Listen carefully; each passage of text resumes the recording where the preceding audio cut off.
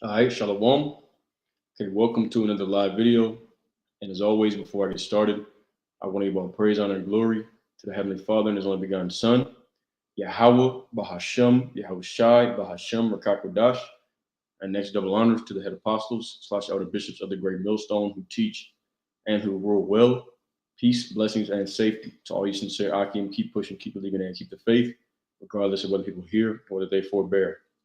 All right, so this is going to be a lesson uh, going into the topic of how did the Western nations acquire their wealth? Okay, because they would have you to believe that it was all, just it was all just fair. They just worked hard, okay, and that they're just smarter, more intelligent than everyone.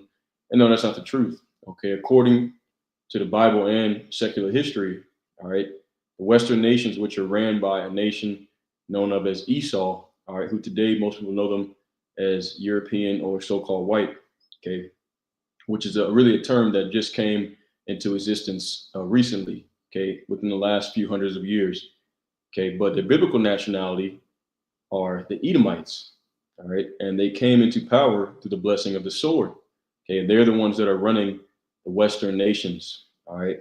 Starting off with America, Babylon the Great being the power seat of the Western nations. Okay, so I've got a few different articles pulled up, and I'm going to go into this topic, and Yahweh Ratchazah is edifying to the elect. Okay, so first I'm going to start off with America. Okay, but this land grab, this wealth grab, is not just something that happened in the United States. Okay, it happened all over the world. Okay, the European nations colonized, all right, and pretty much plundered the nations of the world. All right, so I'm going to start off going into, I typed some stuff into Google, and the first one that I've got, I'm gonna pull up, was this here. It's a quick Google search. It says, how much was the free labor of slavery worth in America? All right. So of course we know, everyone knows about the transatlantic slave trade. So, okay, it tells you, all right, got some estimates right here. Thomas Kramer, I'm not exactly sure who that is, but it says, based on the wages paid to laborers in the antebellum period, Thomas Kramer estimated that the value of U.S. slave labor was roughly 5.9 trillion today. All right. So, okay, when these Edomites tell you, geez, you got to work hard, it's all equal, everything's fair. Okay, well, we would be on top if we had a $5.9 trillion head start. We would definitely be on top as well. Okay, but once again, they didn't receive this through fair means. Okay, they received this through unrighteous gain. Okay, and deceit gotten by riches. They received it through fraud. Okay, through free slave labor for hundreds of years. All right, and this is just based off of the slave labor here in the United States of America. All right, that doesn't include all the land that they stole. Okay, which they'll say, well, we didn't steal, we conquered it. Same thing. Okay, if I go to your house and if I go to your house and I come inside and shoot your wife and your children and tell you, if you say anything about it, okay, then I'm going to kick you out of your house. All right, but I'm not saying this is my house now. Okay, that's called stealing. That would be burglary. All right, that would be robbery. That would be a theft. Okay, so that's how the Westerners acquired, or the Europeans acquired, the territories of the United States, what's known today as the United States of America. All right, so not only did they have 5.9 trillion dollars worth of a head start, okay, they also had thousands and thousands, 2,000 square plus miles, okay, of free land that they stole from the natives. All right, bar maybe a couple thousand acres, okay, because you do have reservations, but yeah, that's pretty much what it is. And even with that, a lot of times when they were passing out land for reservations for the natives, you had a lot of Caucasians, which they still do to this day. All right, they would claim that they were native. All right, so that they could get in on that land grab. Okay, that's where you get the term $5 Indian from. All right, but I'm not going to go into that. But anyways, as you can see right here, okay, they got it through robbery and deceit. Okay, through fraud. Let me go ahead and get a precept on that. All right, I'm going to start off with James chapter 5. Okay, because everything that they've built up is going to be taken. All right, according to the Bible. Okay, James chapter 5 and verse 1.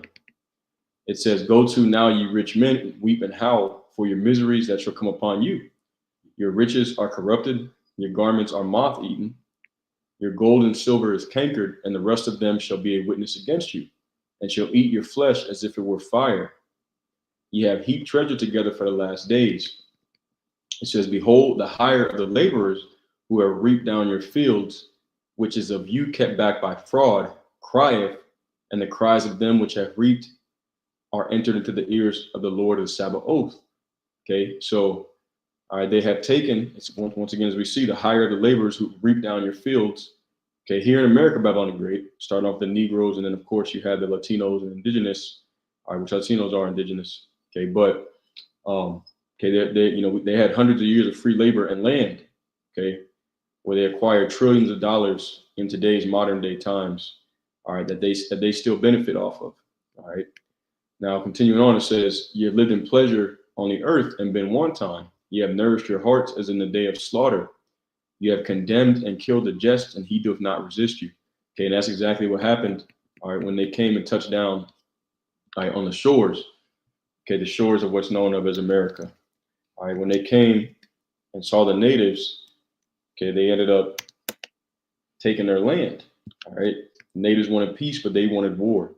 Okay, this is Psalms chapter 120 and verse 6. It says, "My soul hath long dwelt with him that hateth peace.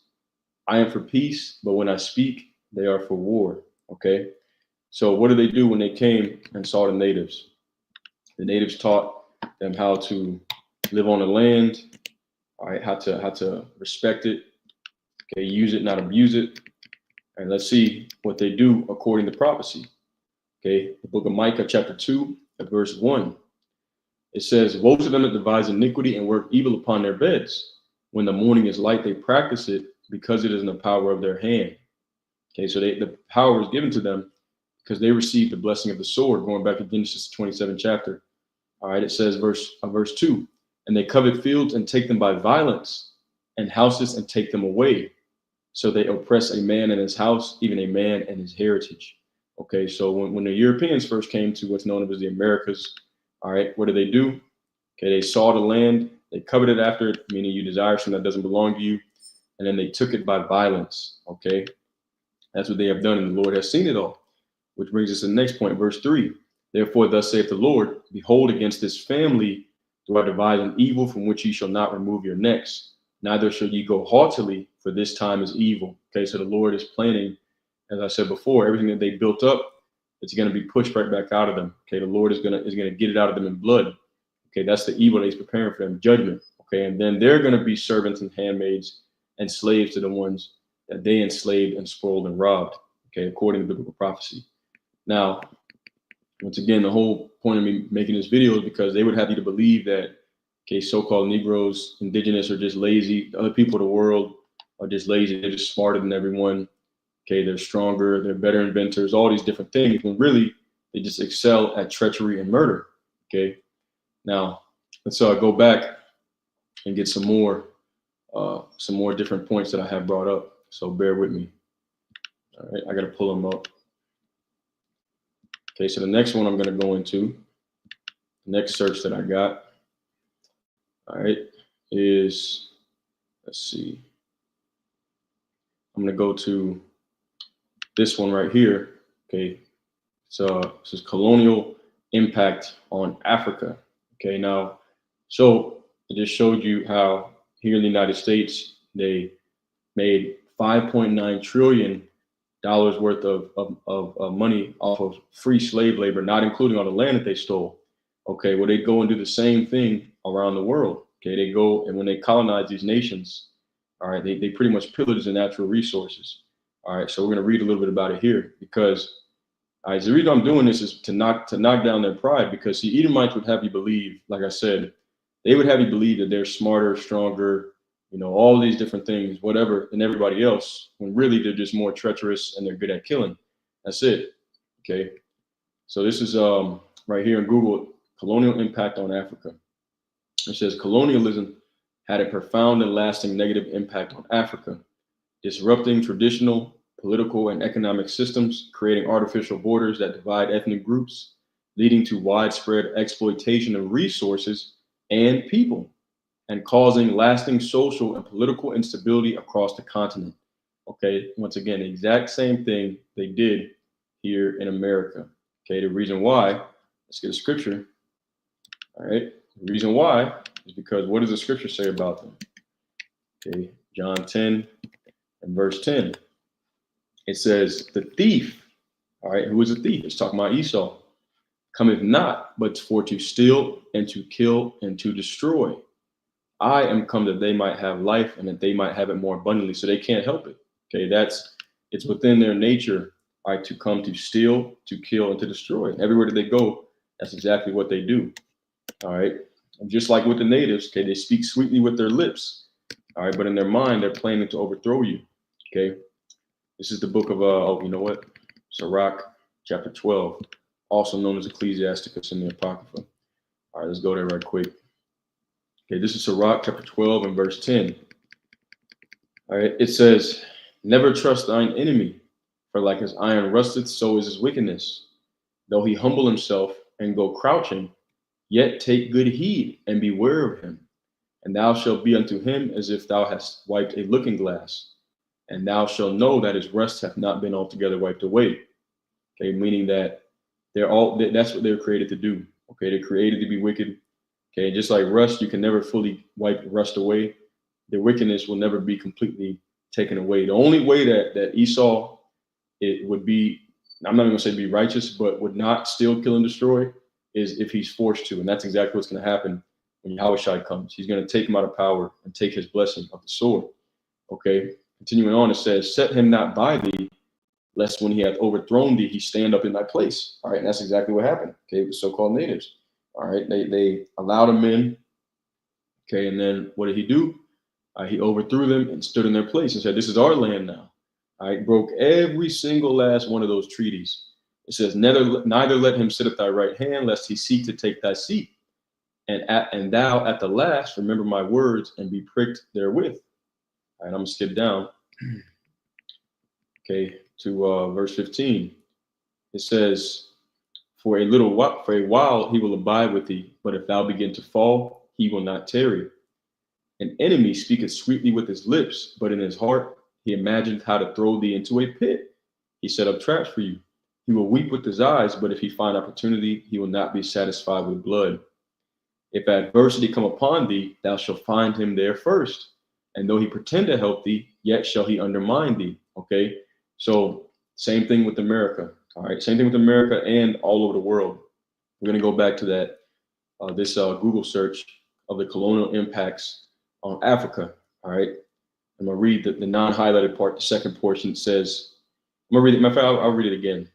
Okay, colonialism had a profound and lasting negative impact on Africa, disrupting traditional and political and economic systems, creating artificial borders that divided ethnic groups, leading to widespread exploitation of resources and people, and causing lasting social and political instability across the continent.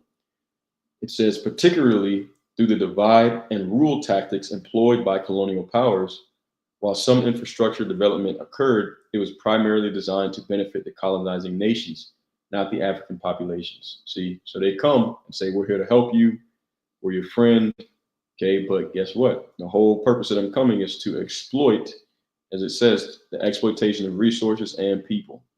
Okay, they've made movies about it. Blood Diamond, that was one movie. All right. So another thing that America does and the Western nations is that they go and they help fund rebel groups. That's part of this divide and rule tactic. Okay. Al Qaeda being one of them that they funded. And this is spoken of. I got an article right here. Okay, from Columbia.edu. All right. And it's entitled, it says, how the U.S. supported rebels in Afghanistan, Iraq, and Syria. Okay, now they're not going to tell you why they do these things, but I'm here to tell you, because we know these devils. We're not ignorant of Satan's devices. Okay, the reason why they do it, just like colonialism in Africa, if they're not able to conquer a country, or really, it's much easier, like they said, the divide and conquer tactic. So what they do is they fund rebel groups, because what that does is it causes instability within the country, and then they're able to come in, support whichever group is winning the battle, and then say, hey, if you want our support and you want to win this war, we'll help you, but you have to allow us to exploit these resources. And whichever opposing side will pretty much play ball with them, that's the one that they're going to help overcome the other side. Okay, so this says how the U.S. supported rebels in Afghanistan, Iraq, and Syria. All right, I'm gonna skip down. So it's a book. This is the woman that wrote it. Okay, it says here, over the last 2 decades, the United States has supported a range of militias, rebels, and other armed groups in Afghanistan, Iraq, and Syria. Critics have argued that such partnerships have many perils, from enabling human rights abuses to seeding future threats.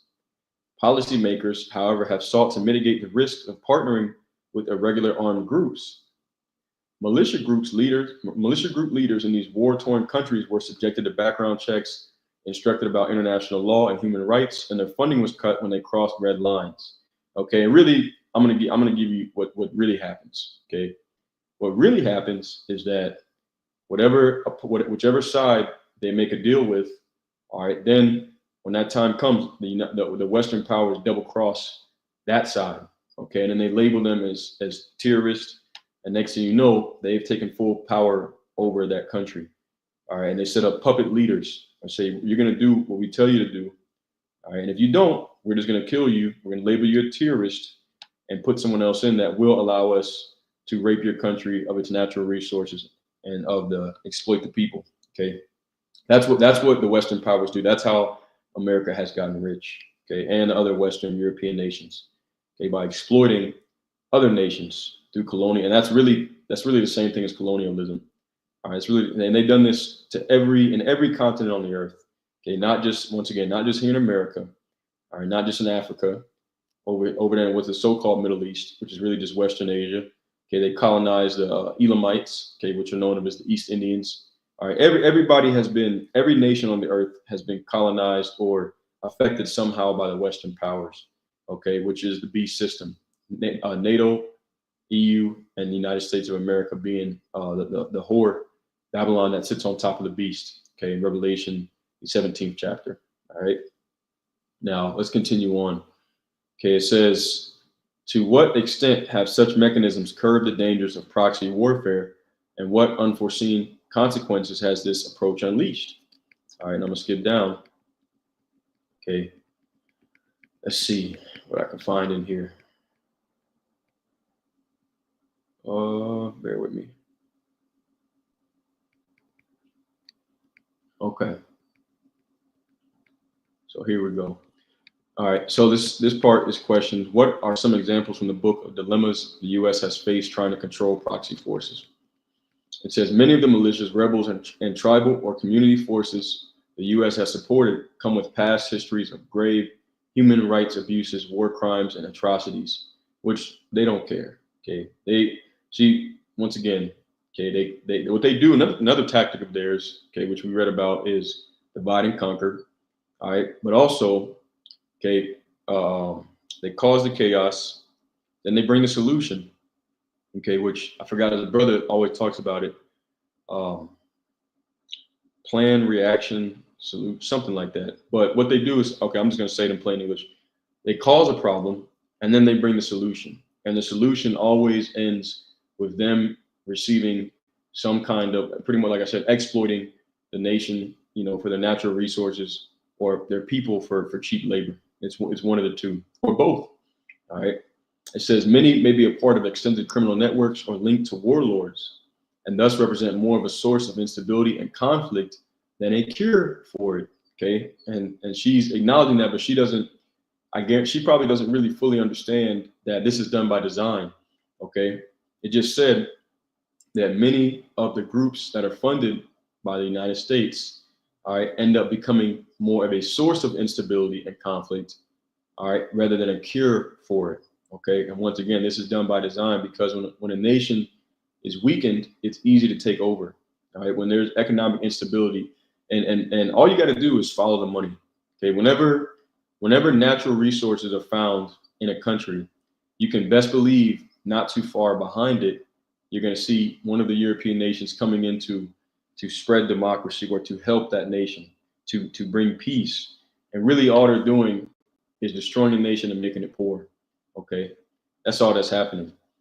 All right. And this is how the Western powers have gotten rich. Okay. So these Edomites, they'll tell you that, once again, like I said, they make it seem like they're just, we're just the smartest and all that. And the whole world is under that delusion right now.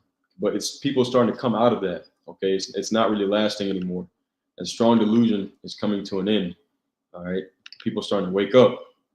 Let's get maybe one or two more articles, and get one or two more articles, and then a few more scriptures, and get ready to wrap it up. Something short. Okay, so I'm going to get this one. Okay, this is from Tennessee.edu. All right, it's entitled Tennessee Research, and no, Slovakia, the Impact of Colonialism on African Economic Development. All right, so this is from Tennessee.edu, and let's see. Okay. It says, the imposition of colonialism on Africa altered its history forever. African modes of thought, patterns, and cultural development and ways of life were forever impacted by a change in political structure brought about by colonialism. The African economy was significantly changed by the Atlantic slave trade through the process of imperialism and the economic policies that accompanied colonization. Prior to the scramble for Africa, or the official partition of Africa by the major European nations, African economies were advancing in every area. And there's a guy named Gaddafi. Nobody knows who that is. You could read about him. Gaddafi was looking to bring all of the whole continent of Africa together under one currency system and create a counterpart to the European Union. It was going to be the African Union. And that would have made it difficult for the Western European nations to be able to exploit the natural resources of the people. So what did they do? They labeled him a threat, a terrorist, and then they deleted him. All right. So continuing on, and you see it for yourself, because once again, Edomites will tell you, they'll say, oh, well, these other countries are shit countries and blah, blah, blah, this and that, and third world. You're the reason why. You're the reason why. And the Lord has given you that power of the sword, but that's coming to an end. Okay, it says, prior to the scramble, I'm going to read that again. Prior to the scramble for Africa, or the official partition of Africa by the major European nations, African economies were advancing in every area, particularly in the area of trade. The aim of colonialism is to exploit the physical, human, and economic resources of an area to benefit the colonizing nation. Okay, but of course, no one is going to agree to that. So what do? They come and they tell you that they're there to help you. That's why the scriptures say, never trust on an enemy. Okay, these Edomites are the enemies, all right, especially of Jacob, but really of the whole world. Look at what they're doing over there in the so-called Middle East. And look what they're doing over there in Africa. All right. And look what they did to us here in America. It says European powers pursued this goal by encouraging the development of a commodity-based trading system, a cash crop agriculture system, and by building a trade network linking the total economic output of a region to the demands of the colonizing state. The development of colonialism and the partition of Africa by the European powers arrested the natural development of the African economic system. So in other words, it froze it up to where the countries in Africa are not able to grow, because every time they try to grow, you have a nation that's ruling over them that is destroying their economic growth. Okay, so I'm going to leave this article in the description. Okay, after this video is over, I'm going to move on to prophecies. Okay, and we'll get ready to close out. All right. So first, we're going to go to Habakkuk chapter 2. Okay, because the nations are waking up from this. They're starting to realize what's really going on. They're starting to realize who's the problem. All right. This is Habakkuk chapter 2, and I'm going to start at verse 4. It says, behold, his soul which is lifted up is not upright in him, but the just shall live by his faith. Okay, that's talking about the elect. Now it says, yea, also because he transgresseth by wine, he is a proud man, neither keepeth at home, as we just read. Okay, he's over there in Africa, he's over there in the Middle East, causing chaos. All right, South America. All right, like what's going on down there in Venezuela? Guarantee you that Europe or one of the Western nations has something to do with it. All right, with the civil wars and the civil unrest. Okay, it says, Neither keepeth at home, who enlargeth his desire as hell, and is as death, and cannot be satisfied. Just greed, greed, greed, greed, greed. Even here in Babylon the Great, and it's gotten so bad that the higher level Edomites are pretty much leaving out their lower level Edomite counterparts to starve. Okay, that's why you're starting to see a lot of Edomites that are getting pissed off with the system, because when it was just happening to us, it was perfectly fine, but now they're crossing the line.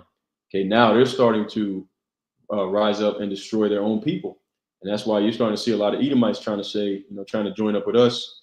Oh, we're all one people now. No, we're not. No, you were perfectly fine and complicit with the things happening as long as you weren't being affected by them. But now that the curses are being passed on to you, you got a problem with it. Nope. You're gonna have to pay just like you benefited from it, okay, in the past. But continuing on, it says, "And cannot be satisfied, but gathereth unto him all nations, and heapeth unto him all people." It says, "Shall not all these take up a parable against him, and a taunting proverb against him, and say, Woe to him that increaseth that which is not his." Okay, because once again, the Western powers have gotten rich, all right, through robbery, rape, murder, torture, bloodshed, all right, propaganda, all right, and just flat out lies. Okay, so the whole world is waking up and seeing it, and they're starting to taunt these Edomites. That's why these Edomites, okay, especially on like social media, all right, the spirit of the dragon is being raised back up. Okay, they anytime you see anything positive, okay, about so-called Negroes, because really we're the prey that they really want. You know, before they go for other nations, they always going to come for us first. All right. So anytime you say anything so-called positive about Negroes, okay, you're going to have 100 Edomites flood the comment section talking about how, go back to Africa, we're poor, this and that, blah, blah, blah. People in Africa living in huts and all this kind of shit, which we're not African anyways. Africans sold us into slavery. They're going to be punished as well. But that's not the point. Okay. I see this stuff and I think to myself, they really believe that they're just these wonderful special people. No, you're just wicked. You just excel at treachery. That's all it is. Okay. It says, "To him that ladeth himself with thick clay." Okay, and then that's talking about debt, which America is continuously going into more and more debt each and every day. Okay, which is an omen of the collapse that's impending on Babylon the Great, which is America, and really the whole beast system. Okay, the European power structure is about to be destroyed. The so-called white man is getting ready to be taken out of power. And we know, according to biblical prophecy, that all the Edomites here in America, Babylon the Great, are going to die in nuclear warfare. And then the Edomites that survive in other parts of the world, they're going to be rounded up and they're going to go into slavery. All right. Continuing on, Habakkuk 2 and 7. "Shall they not rise up suddenly that shall bite thee, and awake that shall vex thee, and thou shalt be for booties unto them?" Okay, so the nations are rising up against Esau. Okay, that's what's happening right now. That's what World War III is all about. And they don't see, these Edomites in America don't realize just how bad it's really about to get for them. Okay, continuing on, it says, "Because thou hast spoiled many nations, all the remnant of the people shall spoil thee, because of men's blood, and for the violence of the land, of the city, and of all that dwell therein." So all the people are getting ready to spoil Esau. It says, "Woe to him that coveteth an evil covetousness to his house, that he may set his nest on high, and that he may be delivered from the power of evil." Okay. So covet, once again, means desire something that doesn't belong to you. Okay. So they have what? They have coveted an evil covetousness to their house, to their people. All right. That their nest may be set on high so that everybody else gets exploited and is poor and destitute so that they can live in luxury. All right. Verse 10, it says, "Thou hast consulted shame to thy house, to the house of Esau, by cutting off many people, and hast sinned against thy soul." Okay. Habakkuk 2 and 12. "Woe to him that buildeth a town with blood, and that establisheth a city by iniquity." And that's how, okay, the European power structure got its power through bloodshed and iniquity, going all the way back to Alexander the Great. Okay, which we call him Alexander the Creep. Right? He was the first Edomite to come into power. Okay, but the scriptures say, let's go ahead and get it right quick. Okay, it talks about, I can find that scripture. I think it might be Job, the 20th chapter. It says, "All the hands of the wicked shall come upon him." And when you go into that word wicked, which we're going to go into it, just bear with me. Let me find the one I'm looking for. Exactly. Let me see. Where is it at? Oh, yep. Okay. Yeah, Job 20. So what I'm gonna do, I'm gonna get this in the NL in the blue letter, so I can go to the Hebrew words, and then we can close out with that. Okay. So this is Job chapter 20. Goes into the fate of the wicked. Okay. It says Zophar says the triumph of the wicked is short. All right. So I'm gonna start at verse 5. All right. It says that the triumph of the matter of fact, maybe I'll start at 4. I'll start at 5. That the triumph of the wicked is short and the joy of the hypocrite but for a moment. It says, though his excellency mount up to the heavens and his head reach into the clouds, he's big-headed, he's high-minded, right? It said, yet shall he perish forever like his own dung. They which have seen him shall say, where is he? So it tells you that Esau, his whole nation is going to be cut off, okay, by slaughter. That's what the scriptures say. Okay, eventually, after 1,000 long years of hardcore bondage under the ones that they oppressed, which is the Israelites, all right, they're going to be cut off. Okay, so he's going to perish forever like his own dung. All right, I'm going to skip down. Okay, Job 20 and 10. His children shall seek to please the poor, and his hands shall restore their goods. Okay, and that's kind of, you have a lot of that happening right now. All right, with what we're seeing, we're all one people. We all got to come together and all this and that. It's too late for all that. Okay, you had 400 something years to try to make peace. It's too late. Matter of fact, let me get a precept, and I'll come right back to this. Okay, it's really too late for all that. Isaiah chapter 33 and verse 1. It says, woe to thee that spoilest, and thou wast not spoiled, and dealest treacherously, and they dealt not treacherously with thee. When thou shalt cease to spoil, thou shalt be spoiled. And when thou shalt make an end to deal treacherously, they shall deal treacherously with thee. And they're not going to have a choice but to cease to spoil, because Yahushua, the one they called Jesus, ignorantly, okay, he's getting ready to come back and he's going to force them into subjection. All right, and then they're going to take their punishment. Okay, there's nothing they can do about it. Let's go back to that Job 20. Okay, Job chapter 20, and I'm going to skip down to, let's see, verse 11. His bones are full of the sin of his youth, which shall lie down with him in the dust. All right, so he's waxing fat, all right, because of the sin of his youth. All right, once again, we looked it up. All right, they acquired through free slave labor here in the United States, acquired $5.9 trillion. Okay, if I'm quoting that correctly, I might get to go back and look. I have a $5.9 trillion head start, not including all the land that they stole from the natives, not including all the resources and people they've exploited around the world. Okay, so they're very full. Okay, that's why Edomites are so wealthy. All right, but it's not, once again, it's not through hard work, it's through treachery. See, they'll say our forefathers built America. No, your forefathers robbed and spoiled and stole this country. Okay, you stole the land from the natives, and then you had the so-called Negroes and the natives that survived. You had them build it up with free slave labor. All right, that's what really happens. Okay, but the Lord sees it all. Let's continue on. I'm gonna skip down to let's see. I'm gonna skip down to verse 15. It says, he has swallowed down riches, and he shall vomit them up again. The Most High shall cast them out of his belly. Okay, it says, let's continue on. Skip down. Verse 18, that which he labored for shall he restore, and shall not swallow it down. According to his substance shall the restitution be, and he shall not rejoice therein. Okay, so how did he labor? He labored in treachery. All right, once again, the devil comes to steal, to kill, and to destroy.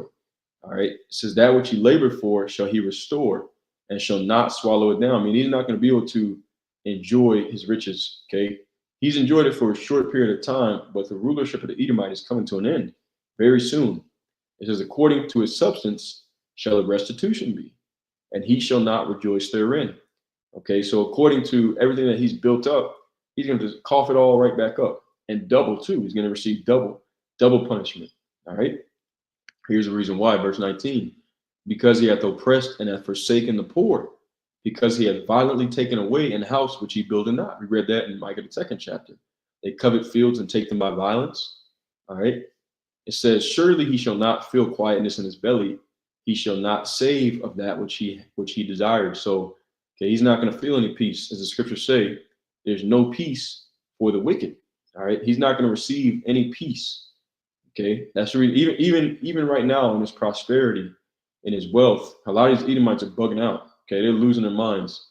Okay. So-called white men, all right, which nobody's really white, they're red. Okay. They have the highest suicide rates in the United States of America. Now, why is that? You got all the money, you got all the wealth. Okay, the whole world is following behind you. Okay, all these different heathen nations, they look up to you because they see that you're rich, and they're stupid.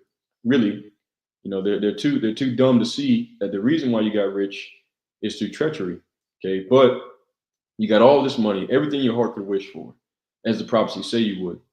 Okay, houses and cars and all these different things. All right, women, whatever it is. Yeah, you deleting yourself. What sense does that make? Okay, continuing on though. I'm gonna skip down to verse 22. It says, in the fullness of his sufficiency, he shall be in straits. Every hand of the wicked shall come upon him. All right, so in the fullness, and this is really now going into the elites because, okay, the elites, they have New World Order plans they're trying to set up. Okay, and right when they think that they've gotten everything in order, okay, that's when the Lord is getting ready to rise up against them. And the heathen nations are going to destroy their kingdom. And Yahushua is going to destroy the heathen nations and them. All right, let's go ahead and get that. Let's get this in the Hebrew, okay? Because when you go into that word wicked, okay, you probably think to yourself, how could the wicked go up against the wicked? Well, when you go into that word wicked, all right, Strong's H6001. This is the pronunciation of it. Strong's H6001. A male. All right, and that word, it means laborer, okay, workman, sufferer, toiling. All right, so all the hands of the laborers shall come up against him. Everyone that he spoiled, as we read in Habakkuk chapter 2, is getting ready to spoil him. Okay, that's the program of the Heavenly Father, and that's justice, that's balance. Okay, this is what Christians hate. They hate justice, they hate balance. Okay, they don't want to see these Edomites have to pay, but they're going to pay. There's nothing you can do about it. Okay, even if you were to take us out, it's not going to stop these prophecies from coming to pass. All right, continuing on. It says, Job 20:24, he shall flee from the iron weapon, and the bow of steel shall strike him through. And this iron weapon is talking about the missiles, those arrows. It says, it is drawn and cometh out of the body, yea, the glittering sword cometh out of his gall. Terrors are upon him. It says, all darkness shall be in his secret places. A fire blown shall consume him, and it shall go ill with him that is left in his tabernacle. Those that are left are going to be rounded up. They're going to be taken into slavery, okay, according to biblical prophecy. It says, the heavens shall reveal his iniquity, and the earth shall rise up against him. The increase of his house shall depart, and his goods shall flow away in the day of his wrath. So everything he's got, it's all going to be taken. Just like that. Says, in 1 hour will the Lord destroy this place. Okay. This is the portion of a wicked man from the Most High, and the heritage appointed unto him by the Most High. Let's get one more. Psalms 21. This is it. Psalms chapter 21. I'm going to start at verse, Psalms 21. I'm going to start at verse 9. It says, thou shalt make them as a fiery oven in the time of thine anger. Yahweh Bashem Yahushai shall swallow them up in his wrath, and the fire shall devour them. Their fruit shalt thou destroy from the earth, and their seed from among the children of men. So as I said, their whole posterity is getting ready to be wiped out, okay, taken out of existence. It says, so they intended evil against thee. They imagined a mischievous device, which they are not able to perform, because once again, right, when they think it's all good, okay, right when they're in the middle of eating, an iron weapon is going to come through, all right, which is the arrows, the nuclear missiles. Therefore, shalt thou turn them, make them turn their back when thou shalt make them make ready thine arrows upon thy strings against the face of them. Okay, so there you go, and that's the missiles. So I'm going to stop there. All right, Yahweh Ratazah. Okay, this was edifying. Hey, and Shalom, brother Rayab Salaki. I didn't see you there on the comment board. Yahweh Bashmi Shabarakatah. I'm gonna probably read one of the I'm gonna read the ones you got. Those are definitely hitting fire. I'm not gonna get all of them. And you, Salaki, brother, I wish I'd seen them earlier. Get ready to close them. I'm gonna get the ones down at the bottom though, at Jeremiah 50. Okay, this is Jeremiah chapter 50 and verse 14 from the brother Ayab. Okay, out of the great millstone El Paso camp. All right, it says, "Put yourselves in array against Babylon round about, all ye that bend the bow. Shoot at her and spare no arrows, for she hath sinned against Yahweh Bashmi Yahushai." Verse 15. "Shout against her round about. She hath given her hand, her foundations are fallen, her walls are thrown down, for it is the vengeance of Yahweh Bahashim Yahushai. Take vengeance upon her, as she hath done, do unto her." That's beautiful. That's beautiful right there. All right. Okay, so the Lord is not going to allow these Edomites to escape. Let me get one more precept, because this one just always hits so heavy. I'm gonna get one more, and we'll close out with this. Okay, Isaiah 34, and I'm gonna get this one in the NLT. Isaiah 34 and 8. And I'm gonna get this one in the NLT. All right, this one hits very heavy. Okay, this is what the Lord is getting ready to do. It says, "For it is the day of the Lord's revenge, the year when Edom will be paid back for all it did to Israel." There you go.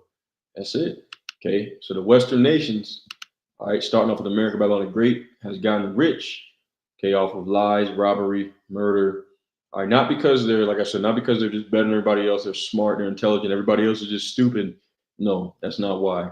Okay, as I showed you in these different articles, America goes and they divide and conquer.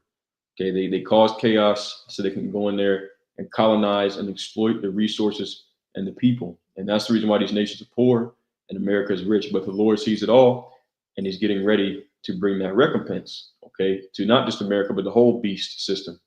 All right, NATO and the EU, all these different Western nations, and these Europeans, which biblically are known of as the Edomites.